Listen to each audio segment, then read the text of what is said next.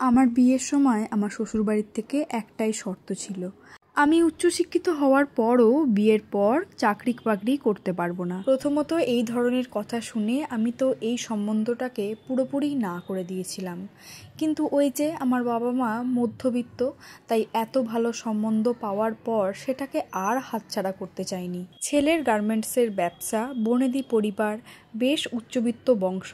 এই পরিবারে যদি আমার বিয়ে হয় সারা জীবন আমি রাজরানী হয়ে থাকবো, এটাই আমার বাবা মার কথা। আর ঠিক এই কারণেই আমার বাবা মা এই বাড়িতে আমার বিয়ে অবশ্য করেই দিতে চান। ছোট থেকে আমি আমার বাবা মার কথা তেমন একটা অবাধ্য হইনি, তাই বাবা মার জোরাজোরিতে আমি শেষ পর্যন্ত এই বিয়েটাতে রাজি হয়ে গেলাম। যাই হোক, বিয়ের পর সবই বেশ ভালো রকম চলছিল। আমি সত্যি করেই খুব ভালো আছি, রাজরানীর মতোই আছি। তবে ওই পড়াশোনা আমার শেষ হয়ে গেল। আমি ম্যাথে অনার্স করে মাস্টার ডিগ্রি কমপ্লিট করেছিলাম। আমার হাজব্যান্ডের ব্যবসা বেশ ভালোই চলছিল, কিন্তু বছর দুয়েক পর আমার হাজব্যান্ডের ব্যবসায় বড়সড় একটা ক্ষতি হয়ে গেল। ভীষণ বড় একটা লোকসান হয়ে গিয়েছিল। তখন আমাদের পরিস্থিতি একবারে শোচনীয় হয়ে গিয়েছিল। সংসার কিভাবে চলবে, কিভাবে আমি চলবো, আমার হাজব্যান্ড সবাইকে নিয়ে চালাবো, সেটাই খুঁজে পাচ্ছিলাম না। সেই মুহূর্তে একদিন আমার হাজব্যান্ড আমাকে রাত্রিবেলা কাছে নিয়ে বলেছিল, আচ্ছা তিথি, তুমি চেষ্টা করতে পারো না একটু? তোমার তো যোগ্যতা রয়েছে, তুমি দেখো না কিছু করা যায় কিনা। যদি একটা চাকরি বাকরি করতে পারো তাহলে আমাদের এই ব্যবসাটাকে আবার আমরা ঘুরে দাঁড় করাতে পারি। 7 মাসের অন্তঃসত্ত্বা অবস্থায় সেই অন্তঃসত্ত্বা তিথি সেই মুহূর্তে জীবন মৃত্যু এক করে ব্যাংকের চাকরির পরীক্ষায় প্রস্তুতি নিচ্ছিল। দীর্ঘ 1.5 বছর চেষ্টা চরিত্র করার পর সত্যি করেই একটা ব্যাংকে চাকরি পেল। সেই চাকরির বেতন দিয়ে তিথি তার স্বামীর পুরনো সেই ব্যবসাটাকে নতুন করে আবার প্রাণ ফেরালো। তিথি যখন অফিসে যায়, বাবা যখন স্টোরে যায়, তখন তার ছোট্ট মেয়েটি তার দাদু ঠাকুমার কাছে মানুষ হয়। সব মিলিয়ে খুব ভালো চলছিল। তার হাজবেন্ডের ব্যবসাটা এখন খুব ভালোভাবে চলছে, ঠিক সেই আগের মতো। একদিন আবারও রাত্রিবেলায় তার স্বামী তাকে আবারও কাছে ডেকে নিয়ে বলে, আচ্ছা তিথি, এখন তো আমার ব্যবসাটা ঠিক সেই আবার আগের মতো চলছে, এখন আবার তোমার চাকরি বাকরি করতে যাওয়ার কি আছে? তুমি যেমন বাড়িতে থাকতে তেমনই বাড়িতে থাকো না, আর আমাদের মেয়েটাকে সুন্দর করে মানুষ করো।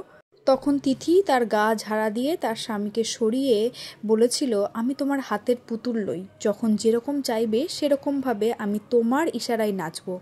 তখন তার স্বামী তাকে উত্তেজিত হয়ে বলল, হ্যাঁ তা ছাড়বে কেন? ব্যাংকে যাওয়া বন্ধ করবে কেন? তাহলে তো কোচি ম্যানেজারের সঙ্গে ফষ্টি নষ্টি করতে পারো না, গায়ে গা দিয়ে টিফিন ব্রেকের সময় টিফিন খেতে পারো না, কাল থেকে তোর ব্যাংকে যাওয়া বন্ধ। আর যদি তুই ব্যাংকে যাস তাহলে তোর একদিন কি আমার একদিন। সেই মুহূর্তে তিথি আর কোনো কথা না বলে সেই রাত্রিটা কোনো রকম সেখানে কাটায়। এরপর পরদিন সকালবেলা তিথি সত্যি করেই আর ব্যাংকে যায়নি। সে তার ব্যাগপত্র গুছিয়ে নিয়ে তার মেয়েকে সঙ্গে নিয়ে বাপের বাড়ির উদ্দেশ্যে রওনা হলো।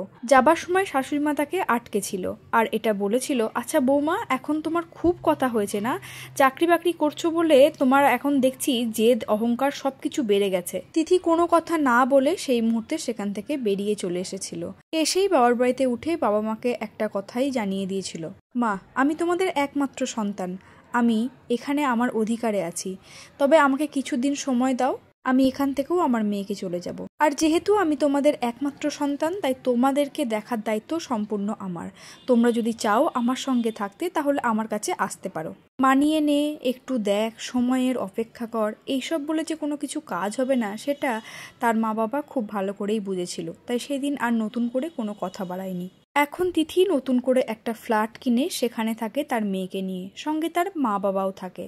এর মধ্যে তার হাজবেন্ড তার কাছে অনেকবার এসেওছে, দেখে নেব বলে থ্রেটও দিয়ে গেছে, তবুও সেই সব কোনো কিছুতেই তিথি কিন্তু কেয়ার করেনি। তার মেয়েকে সে এখন রোজ শেখায়, শুধুমাত্র অর্থনৈতিক সচ্ছলতার জন্যই মেয়েদের স্বাবলম্বী হওয়া প্রয়োজন এটা নয়, নিজের সম্মানের সহিত বাঁচার জন্যও মেয়েদের অবশ্যই করে কোনো কিছু নিজের জন্য করা উচিত। আমাদের প্রত্যেকের ঘরে ঘরে এই জিনিসগুলো প্রায়শই আমরা দেখতে পাই, তবুও আমরা মেয়েরা শুধুমাত্র নিজেরা কিছু করতে পারি না বলে সব সময় মুখ বুজে সব কিছু সহ্য করে নিই। আজকের এই স্টোরিটা কেমন লাগলো অবশ্যই কমেন্ট করে জানিও। আজকের ভিডিওটা এখানেই শেষ করছি, টাটা।